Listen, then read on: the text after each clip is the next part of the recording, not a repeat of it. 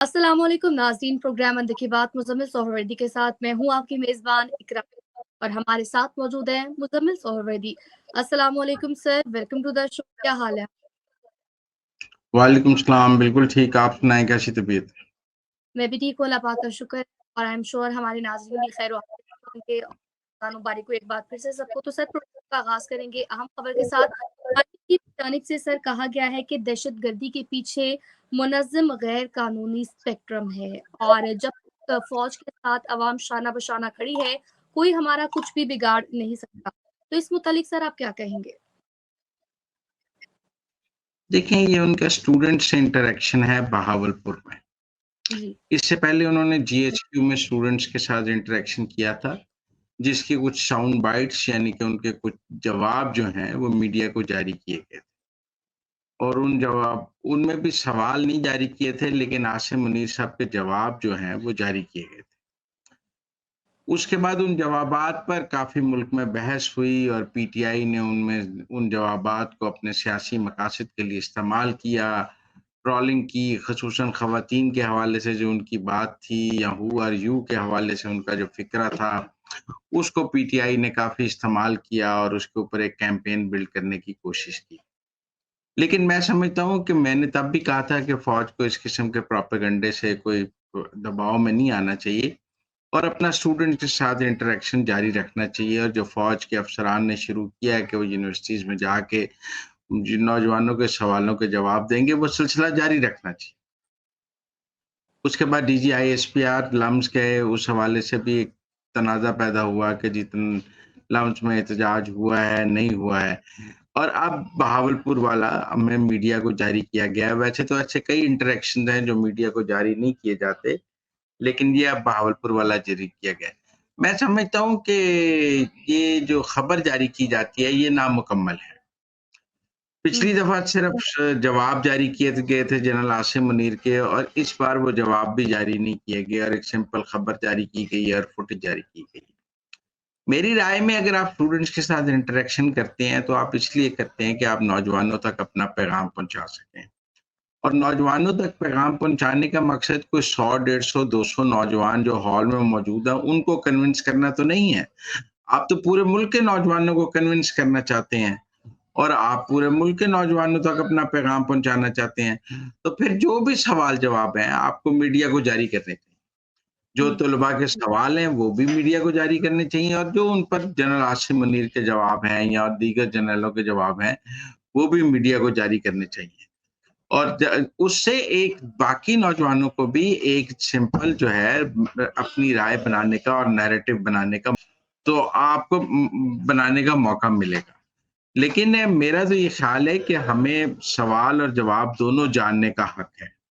अगर जनरल आसिम मुनीर या कोई भी जनरल जो है वो मीडिया इंटरेक्शन करता है, वो स्टूडेंट्स के साथ इंटरेक्शन करता है, तो वो इंटरेक्शन पूरे मुल्क के नौजवानों के लिए है और बाकी उनके सवाल और जवाब जो हैं वो जारी करने चाहिए ताकि सारे मुल्क के नौजवान वो सवाल और जवाब सुन सकें, देख सकें, अपनी राय बना सकें। इस तरह सिर्फ खबर जारी करना मेरा नहीं ख्याल कोई मकसद पूरा करता है यूथ से इंटरेक्शन का। शायद कोई 100, 150 नौजवान जो हॉल में बैठा हो, वो तो उस गुफ्तगू से कोई राय बना ले, लेकिन पूरे मुल्क के नौजवानों तक कैसे राय पहुँचेगी? लिहाज़ा मैं समझता हूँ कि पूरे सवाल और जवाब दोनों जारी होने चाहिए, ताकि उस पर हम कोई बात भी कर सकें और उस पर कोई राय-अमा भी बन सके और उससे पता भी लग सके कि नौजवानों की क्या सोच है और सिपह सलार ने क्या जवाब दिए। सर आगे बढ़ेंगे और अब बात करेंगे एमक्यूएम के इख्तिलाफ़ात को लेकर। तो ये जो एमक्यूएम में इख्तिलाफ़ात शिद्दत इख्तियार करते जा रहे हैं, आप क्या कहें? देखिए, इस वक़्त इख्तिलाफ़ात हैं मुस्तफ़ा कमाल और खालिद मकबूल सिद्दीकी के दरमियान। मुस्तफ़ा कमाल साहब अब वफ़ाकी वज़ीर बन गए हैं। खालिद मकबूल सिद्दीकी साहब उनके वज़ीर बनने के हक़ में नहीं लगे। और अब तक जो उनकी गुफ्तगू मीडिया में सामने आई है कि मुझे तो पता भी नहीं था वो वज़ीर बन रहे हैं, एकदम फ़ैसला हो गया। ऐसा लगता है कि खालिद मकबूल सिद्दीकी साहब उनको वज़ीर बनाने के हक़ में नहीं थे और वो इंडिपेंडेंटली वज़ीर बने हैं। खालिद मकबूल सिद्दीकी साहब और मुस्तफ़ा कमाल साहब के इख्तिलाफ़ात इससे पहले भी सामने आए हैं وہ جو ایک متنازع نوٹیفیکیشن سامنے آیا تھا جس پر مصطفیٰ کمال صاحب گروپ لیفٹ کر گئے تھے، پھر اگلے دن بزرگوں نے صلح کرائی تھی، اور یہ بھی کہا جا رہا ہے کہ کامران ٹسوری کے حوالے سے بھی بہت سے اختلافات ہیں، اور اب بھی لگتا ہے کہ مصطفیٰ کمال کے وزیر بننے پر بھی بہت سے اختلافات ہیں، جس کا خالد مقبول صدیقی کسی نہ کسی طرح اظہار بھی کر رہے ہیں۔ ایم کیو ایم میں اس وقت خالد مقبول صدیقی صاحب ایک لیم ڈک بن گئے ہیں، وہ ایک کمزور سربراہ ہیں، ان کے بارے میں یہ رائے ہے کہ وہ ایم کیو ایم کی قیادت کرنے کے اہل نہیں ہیں، اور وہ ایک کمزور سربراہ ہیں جس کا ایم کیو ایم کو نقصان ہو رہا ہے۔ ان کارکن ان کے ساتھ خود کو الائن فیل نہیں کرتا، ان کے اندر وہ کیا کرزمیٹک بات نہیں ہے کہ کارکن ان کو وہ اپنے ساتھ متحرک کر سکیں۔ اس کے بعد نیچے دو کینڈیڈیٹ سامنے آ رہے ہیں، ایک کامران ٹسوری صاحب بہت کوشش کر رہے ہیں کہ وہ کسی طرح ایم کیو ایم میں اپنی جو لیڈرشپ ہے، سکلز ہیں، ان کو اسٹیبلش کر لیں اور وہ آگے لیڈر بن کر ابھریں، اور دوسرا مصطفیٰ کمال صاحب ہیں جو ایم کیو ایم کے کارکنوں میں کافی مقبول بھی ہیں اور وہ بھی اپنی لیڈرشپ سکلز کو اسٹیبلش کر رہے ہیں۔ تو ایسا لگ رہا ہے کہ خالد مقبول صدیقی صاحب کے بعد کون ہوگا، اس کی لڑائی اس وقت جاری ہے۔ خالد مقبول صدیقی صاحب بلا شبہ قیادت نہیں چھوڑنا چاہتے، اور اس خوف سے کہ خالد مقبول صدیقی کے بعد مصطفیٰ کمال بن جائیں گے، فاروق ستار اور کامران ٹسوری انہیں فی الحال سپورٹ کر رہے ہیں، لیکن میں سمجھتا ہوں کہ مصطفیٰ کمال کی تنظیم پر بہت گرپ ہے، اور آہستہ آہستہ وہ ایم کیو ایم کی تنظیم کو انیس قائم خانی کے ذریعے اپنے کنٹرول میں کر رہے ہیں۔ یہ اختلافات اب زبان زد عام ہیں، کراچی کے ہر بندے کو، ملک کی سیاست کہ ہر بندے کو پتہ ہے کہ ایم کیو ایم کے اندر اختلافات ہیں۔ ایک ایم این اے ہے جس نے تنظیم کے 3 کروڑ روپے کھا لیے ہیں، مصطفیٰ کمال صاحب کی ڈیمانڈ ہے کہ اس سے 3 کروڑ روپے واپس لیے جائیں۔ خالد مقبول صدیقی صاحب اس ایم این اے کو بچا رہے ہیں جس نے تنظیم کے 3 کروڑ روپے کھا لیے ہیں، وہ اس سے واپس لینے کے حق میں نہیں۔ مصطفیٰ کمال صاحب کا موقف ہے کہ اس سے واپس لیے جائیں پیسے، اور بھی ایسے اختلافات ہیں جو درمیان میں ہیں، لیکن اس وقت اسٹیبلشمنٹ کی کوشش یہ ہے کہ ان اختلافات کو دبا کے رکھا جائے اور کسی نہ کسی طرح فی الحال خالد مقبول صدیقی کو ہی چلایا جائے۔ لیکن ایم کیو ایم کے اندر یہ سوچ ہے کہ اگر ایم کیو ایم نے کراچی میں پاپولر پالیٹکس کرنی ہے تو وہ پاپولر پالیٹکس خالد مقبول صدیقی کی قیادت میں تو نہیں ہو سکتی، اس کے لیے تو آپ کو یقیناً کوئی پاپولر لیڈر چاہیے جو کارکنوں کا خون بھی گرما سکے اور جس کی تنظیم پر بھی گرپ ہو، اور خالد مقبول صدیقی وہ ہرگز نہیں ہے۔ کامران ٹسوری صاحب اپنی دولت کی وجہ سے اور جو فلاحی کاموں کی وجہ سے یہ ثابت کرنے کی کوشش کر رہے ہیں کہ وہ یہ کام کر سکتے ہیں۔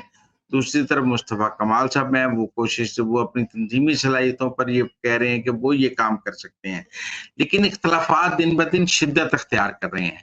کب تک ان پر پانی ڈالا جا سکے گا اور کب تک ان کو دبایا جا سکے گا، یہ بات ابھی طے کرنے کے قابل ہے، لیکن مجھے لگتا ہے کہ آہستہ آہستہ یہ اختلافات اس سطح پر پہنچ جائیں گے کہ ایم کیو ایم میں نئی قیادت سامنے آئے گی۔ سر آخر میں آپ سے بات کرنا چاہوں گی کے پی حکومت کو لے کر۔ کے پی حکومت کی جانب سے کہا جا رہا ہے کہ افغانستان سے بات چیت کے لیے وفاق ہمارے ٹی او آرز کو جلد از جلد منظور کرے، ہم ایک وقت کو دیں۔ تو اس متعلق آپ کیا کہیں گے؟ ان ٹی او آر سے متعلق آگاہ کیجیے گا۔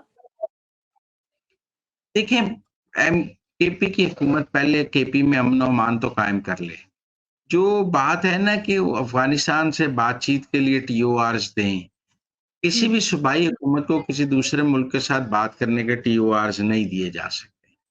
اسی طرح آپ وہ مثال دیتے ہیں کہ مریم نواز نے اسموک کے حوالے سے انڈین پنجاب سے بات کی ہے، وہ through ministry of foreign affairs انہوں نے بات کی ہے اور ایک میڈیا میں بات کی ہے۔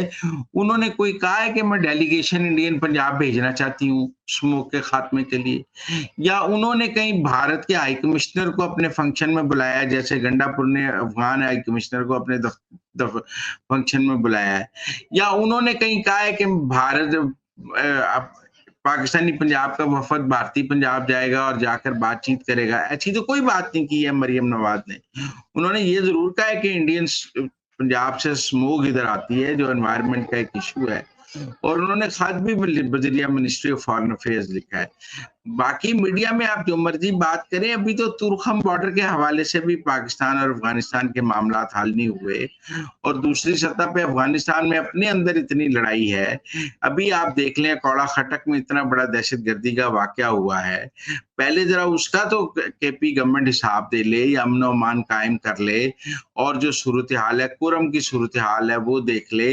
अफगानिस्तान जाने की इनको बड़ी जल्दी है, अपने अपने सूबे में कुरम की 80 किलोमीटर की सड़क तो इनसे खुल नहीं रही। अफगानिस्तान ये जानना चाहते हैं क्या अफगानिस्तान ने कुरम की आके सड़क खोलनी है, या यहाँ दहशतगर्दी अफगानिस्तान ने खत्म करनी है? पहले आप तो अपना लॉ एंड ऑर्डर ठीक कर लें, फिर आगे बात बाद में कर लेंगे। ठीक हो गया। तो नाज़रीन, ये थी आज के अंदर की बातें। आपसे प्रोग्राम में हमें दीजिए इजाज़त। अल्लाह ने के बाद।